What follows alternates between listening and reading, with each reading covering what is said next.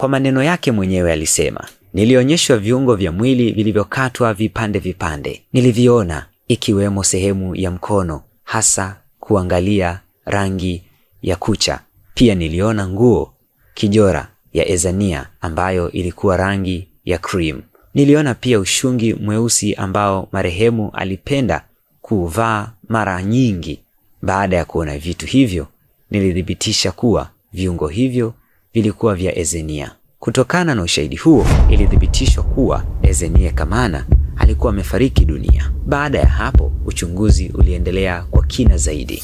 Mnamo tarehe 23 Agosti mwaka 2024, ACP Jumanne Kim Amas, PW19, alimhoji mshtakiwa kwa mara ya pili. Kwa mujibu wa PW19, mshtakiwa alikiri kumuua marehemu. Aidha, mshtakiwa alijitolea kumwonyesha maeneo aliyofanyia mauaji, kukata mwili na kutupa viungo.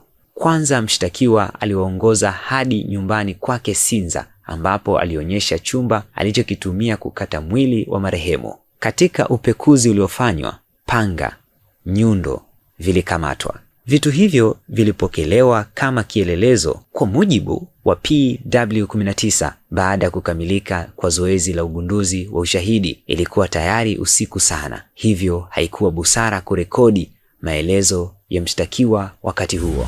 Hivyo tarehe 24 Agosti mwaka 2024 asubuhi, PW19 alimwagiza D_SSGT Hassan PW22 kuchukua maelezo ya mshtakiwa kuhusu tukio hilo la mauaji. Kwa mujibu wa PW22, mshtakiwa alitoa maelezo yake mbele ya ndugu yake Musa Miraji Musa na alikiri kumuua marehemu.